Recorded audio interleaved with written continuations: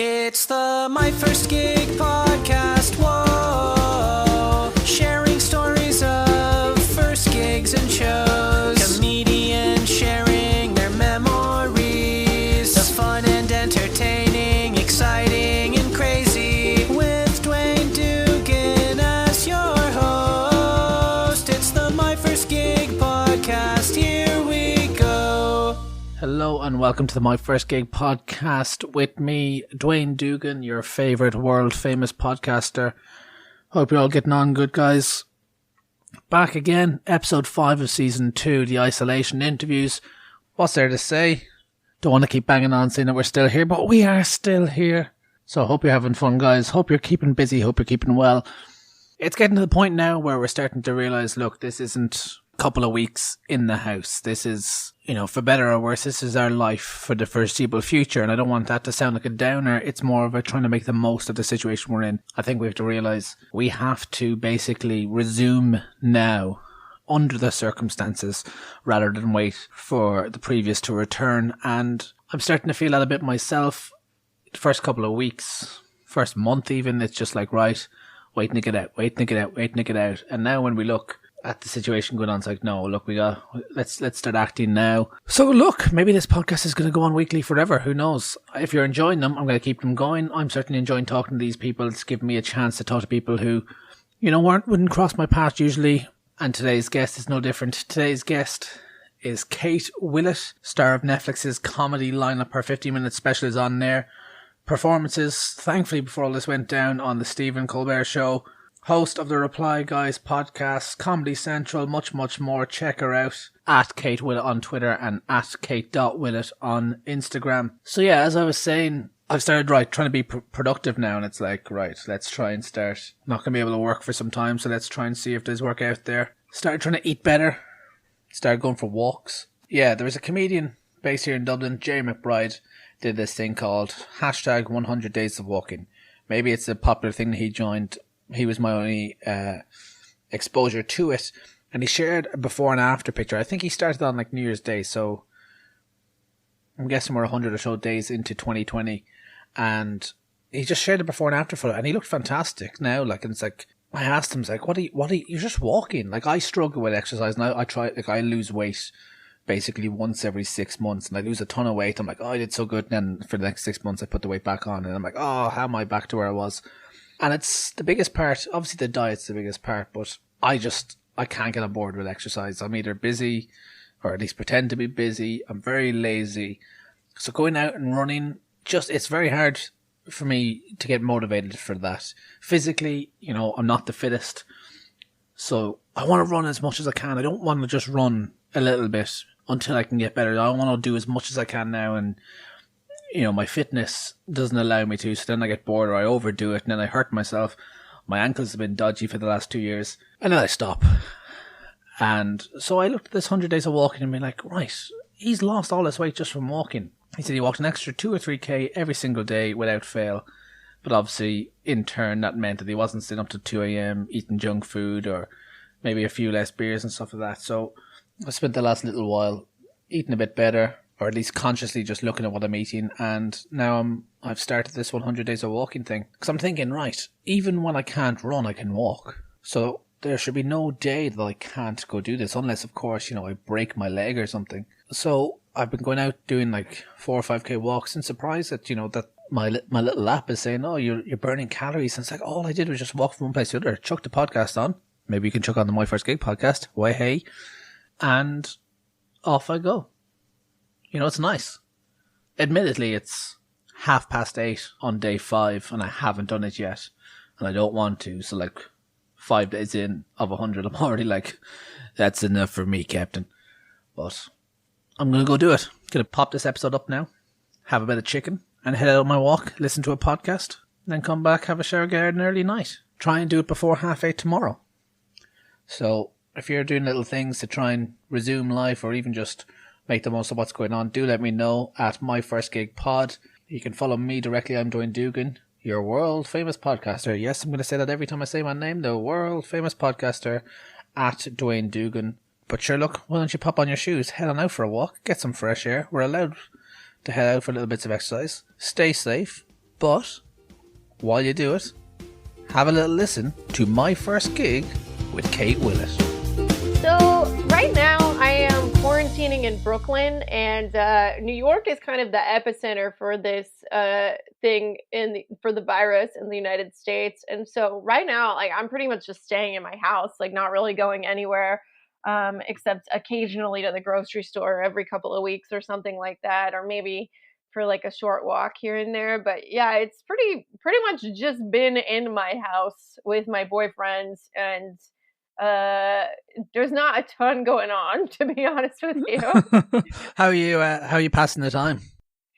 I'm like working on different writing projects that I have, but also like watching some TV and movies. It's like I was so busy when we weren't quarantined. I was doing shows almost every night, so in a weird way, it's kind of like nice to like watch some TV and stuff and be like, oh, I understand why people like this. I think the last show that I ever did was March 14th. So it's been a little bit over a month now. I'm very glad to hear that, because my last one was March 13th, which hasn't been beat yet. So you've now beaten that. You're officially the person who doesn't care about the coronavirus for the love of comedy. Well, it was like the thing was I was in Seattle, and I flew there like earlier that week because I had like a week of shows in Seattle, Washington, and so I was like kind of already there, and stuff just kind of kept becoming more of an emergency over the weekend, and then I went home from that, and I haven't done comedy since. Yeah.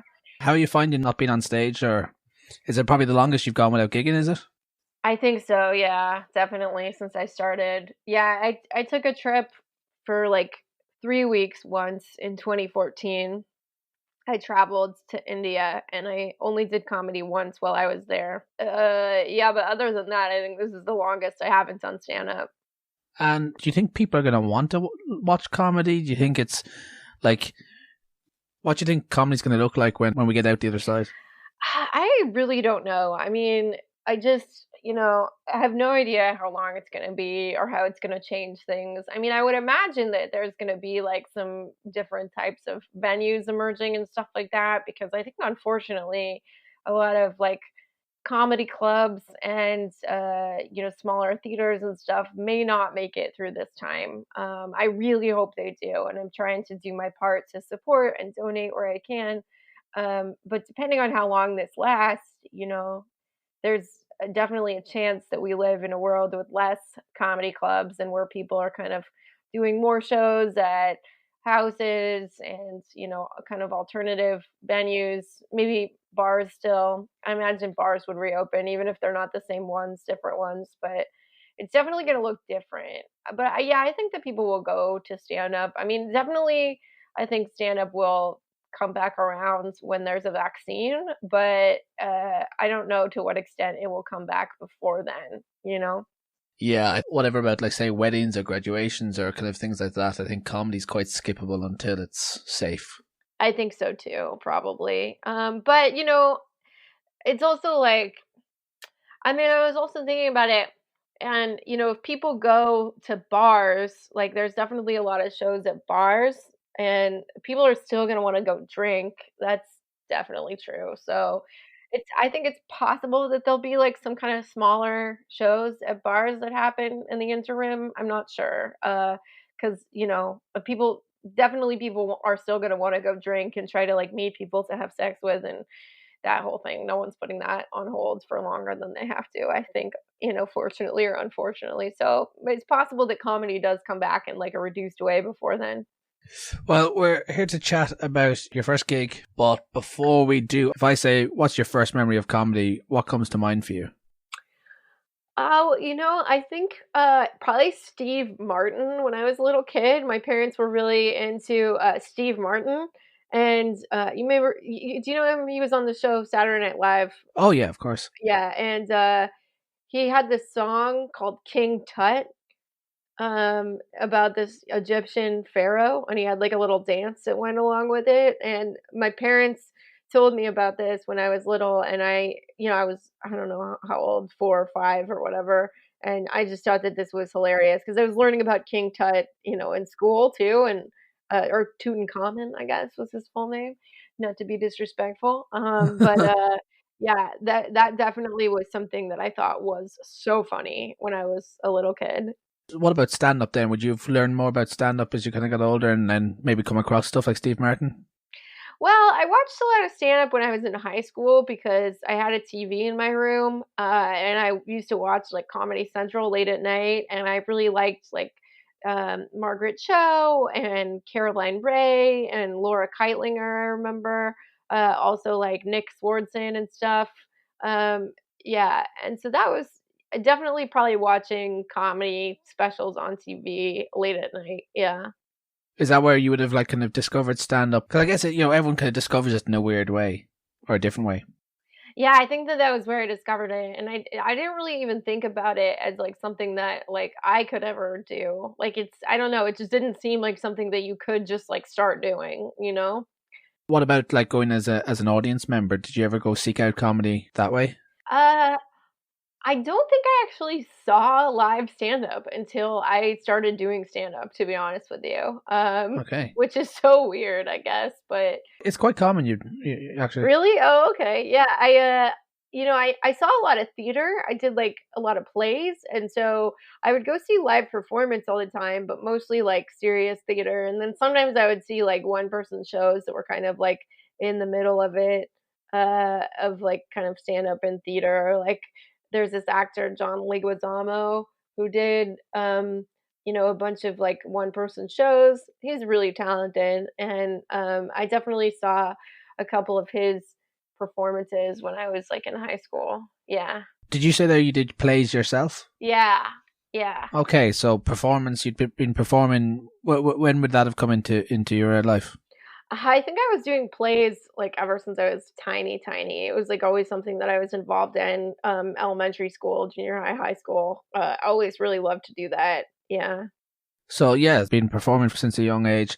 I guess like if you're learning something in school and your parents decide to show you Steve Martin, I'm guessing they were kind of fairly supportive in that aspect, or kind of at least adventurous or entertaining than you'd expect of standard parents, perhaps. Yeah, I think my parents are both like really funny people, and they really like to, watch comedy. I don't think that they were too initially stoked on the idea of like me being a comedian just because they're parents and they wanted me to like have financial security and a lot of things, but they're pretty supportive now. It took them a while to get used to it because I think that there's part of them that would like prefer that I was like a doctor or something. I mean, of course, like I'd probably want my own kid to be a doctor before a comedian, to be honest with you, but they're pretty supportive now.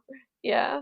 Yeah, I think if there was like a tick box when you were having a kid of what it could be, I think stand-up comedians would dry it fairly quickly. I think so too. Yeah. So then, what happens then to make you want to give it a go? If you're not going to see live comedy, what put it in your mind?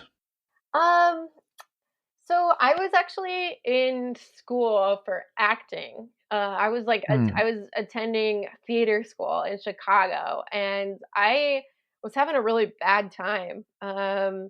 It felt like a pretty stuffy environment, and I wanted to try like another creative outlet just to sort of have just to have a chance to like express myself in a different way. And so I signed up for a stand-up comedy class at Second City Chicago, and I took a little class with like 8 or 10 people. Yeah, it was fun actually. Like the people that were in my class were all like really supportive, and the teacher was like this like stand-up comedian that I still know, super sweet guy. Yeah, I don't know if I'd recommend like every comedy class, but this one was like a good way to kind of like try it in a way that was like not too intimidating.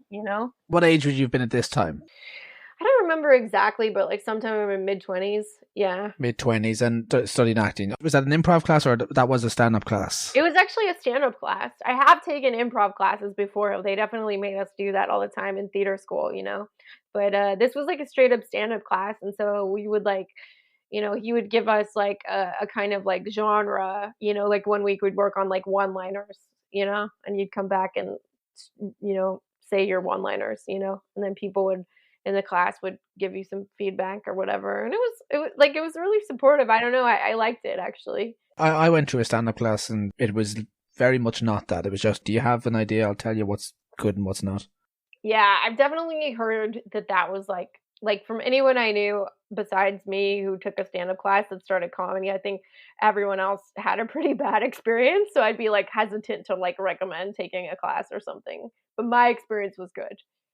And was there a graduation show at the end of this? Was that in the works of the course? Yeah. So I guess I was thinking of another like first gig, but I guess that graduation show was the first time that I ever performed stand-up. Yeah, in front of an audience. How did you feel about that? Obviously, being in plays and stuff like that since you were young and through high school, and that you're not shy with performing, but obviously stand up being such a different thing, your own jokes up there on your own. How did you feel knowing that, I guess, at the end of this there was a gig coming? So I was pretty excited about it, and I had a really good time. The audience was like very supportive because it was just people's friends and family, probably like a disproportionately supportive audience, like everyone was like really trying to be encouraging. But I do remember at that graduation show, it was funny because we had a good time, but then right after, the teacher was like, all right, I have to tell you something. This is going to be something that you all probably remember for the rest of your lives. And that was the day that Osama bin Laden had been killed. So the teacher like just announced to us that Barack Obama had just gone on the news and announced that Osama bin Laden has been killed. So I like weirdly remember that day really well. That's a triumphant gig now, isn't it? Yeah, I mean I didn't do it. I had nothing to do with the killing of Osama bin Laden. Yeah. So where was this gig held? Was it held at Second City or somewhere nearby? Yeah, it was like at Second City in Chicago. Yeah, I think like in the middle of dead of Chicago winter, I think. Yeah. And obviously, yeah, if you're going through the course and each week they give you a different thing, that's probably where you learn to write. They kind of you're writing week by week.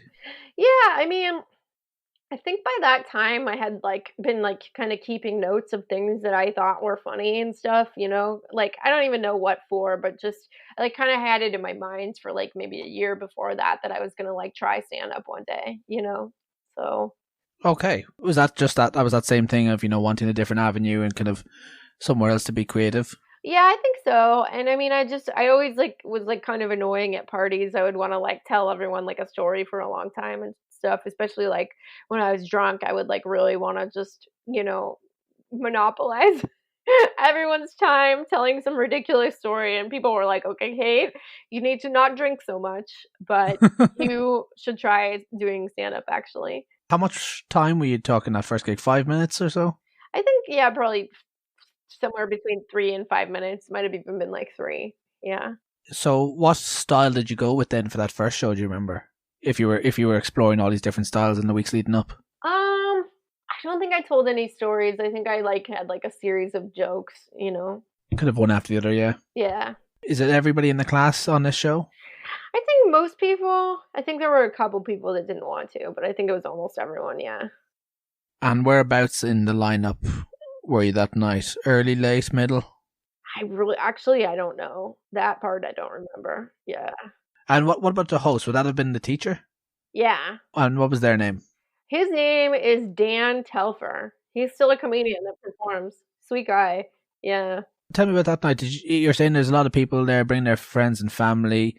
Do you go, like obviously you're saying that people are encouraging you to do this and you've been thinking about it for some time. Do you go under the radar or do you say right, straight away, right, everyone come down and check this out?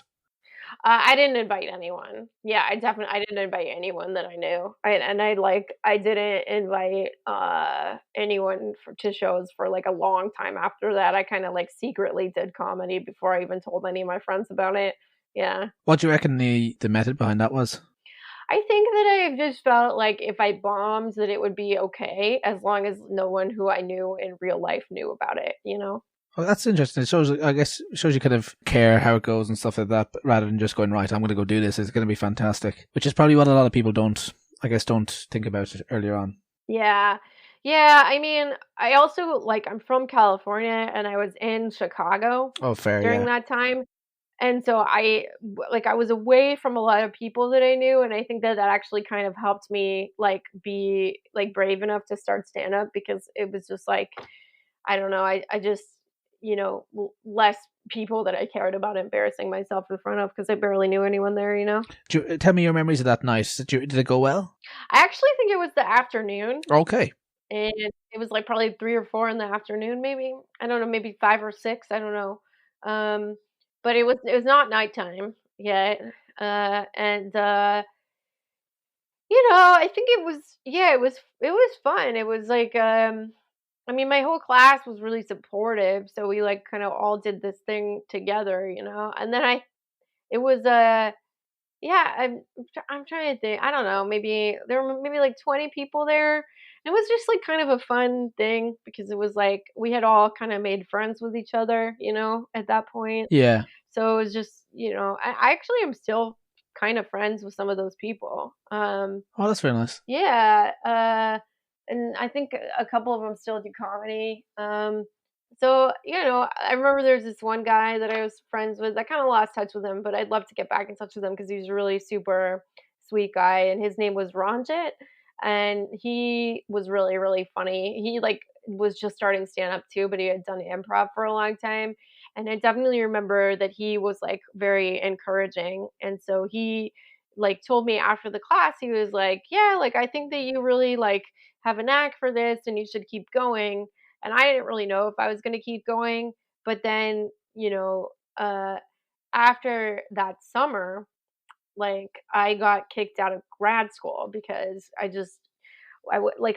wasn't like trying to do a bad job, but I just wasn't, I don't know, it just wasn't going that well. I'm not like really an amazing like Shakespeare actress or something. And this program was just like way more kind of traditional than anything that I am like naturally inclined for.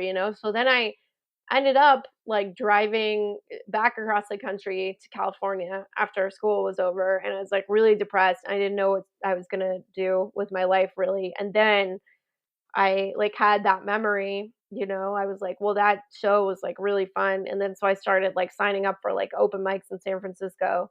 I like went to a comedy show, and I asked one of the comedians after, Kamau Bell. He's very famous now, but he wasn't really at that time. I was like, where, do you, excuse me, hi, I'm Kate. I just have a quick question. Do you know where I can like sign up for comedy in San Francisco to do an open mic? And he's like, go to this place, the Brainwash Cafe. They have mics there almost every night. And so I went, and there was like this laundromat that they had like a bunch of mics every night. And then I just kind of did it from there. But yeah, I didn't do comedy for a long time in between that, like kind of first gig or two, and then doing it again when I moved back to San Francisco. So you almost have 2 first gigs now. Yeah, almost. Yeah, exactly. It's really fortunate then that I guess that you went through such a nice class, real nice people, real encouraging night, that, when you do go back to San Francisco and you're looking for, something to do or something that you did enjoy, or that this was a positive experience. Because like I imagine that so many people's first gigs could be like horrific, and not their own doing, but just showing up and not knowing anybody on the night and being real nervous, and if it didn't go too well and stuff. So definitely a plus for the comedy course. Yeah, I think that was, especially because it was like such a contrast between like what I was experiencing in grad school at that time. Like my grad school was like so competitive and like vicious. It felt like a reality show. Everybody was like kind of just, everyone was just really competitive with each other in kind of like a shitty way. And I think because my class was like so nice, and the people in there were like so supportive of each other, I just like started stand-up comedy with like very positive associations. And it just, I don't know, it just made me feel like, okay, I could give this a shot. I'm going to take you right back to that gig now. Do you remember any of the jokes you did that first time? I don't remember an exact joke, but I remember a premise that I had. Okay. So just a little background, Chicago is extremely cold, and you wear like a ton of layers. Um, you know, outside jacket, uh, another jacket inside, sweaters underneath that. And I had some jokes about a winter-based pornography, and I did like a little act out of, someone removing like 75 layers to like the porno music. Like I just mimed it. I didn't actually like take off any clothes, but I thought that was really funny. The idea of like porn that was like shot in Chicago in the winter where it just takes like a half an hour to take off your clothes. Still kind of funny, but it definitely was. I probably can't remember the joke because it probably wasn't a complete joke, Well, you've got that and the death of Osama bin Laden to thank for your career. Exactly. That's where it all started. Exactly. Yeah. You're saying evening show. Do you remember your memories that night or just after the show? Like, because you said you weren't sure if it was something you wanted to do again. So despite it being a good experience, was it kind of like, right, that's it, I've done that now? No, I think I definitely wanted to do it again at some point, but I was so busy in grad school that I was kind of like, well, maybe I'll do this after I finish grad school. Maybe I'll get back into this, Okay. But then right after that, I got like kicked out of grad school. So it was like kind of easy to get back into. And that was just like a hard year in general. I was having a really tough time because like I just had moved really far away from home. I broke up with my boyfriend from San Francisco that I had been with for years. My brother had been really sick for a long time and he passed away. And so I was just like having an extremely bummer time in Chicago. And that class was like the real bright spot of it for me, for sure. And it feels like corny to talk about because it's like, well, that feels like something other comedians would like make fun of a lot. Like they went to a comedy class or something, but it was just like, honestly, it was just like so great to get to like try stand up with like nice people, No, like sure, like if something like that's made fun of, it's probably just their own insecurities. Like definitely anything but corny. I think it's real nice to hear. Yeah, I definitely hope we get to do it again. This is really making me miss it. It has to come back. I hope so. I can't keep doing podcasts. Yeah, I'm doing a podcast myself, and I mean, I love it. My podcast is a little more political. Like, it's a mixture of like comedy, and also we like interview, real journalists and stuff. So I don't know. There's nothing quite like getting on stage and like telling jokes. Well, with that sentiment in mind, if I could take you back today to Second City that evening before you go up on stage, if you could go back to that first time before you're about to step on stage doing stand-up comedy, if you had a couple of minutes with yourself today, what do you think you'd say to yourself? I think I would say just like keep going, like don't be afraid, like this is gonna be, this is gonna be really like a good thing for you, like just like enjoy it, work hard on this, like go ahead, and the other stuff in your life that's like not making you happy, feel free to like let it go and just like focus on this thing because that's going to be really fun and rewarding. Thanks for chatting your first gig with me. Thank you so much. It was so nice to talk to you, and I hope that everything is all right over there in Ireland and that we all get through this time safely.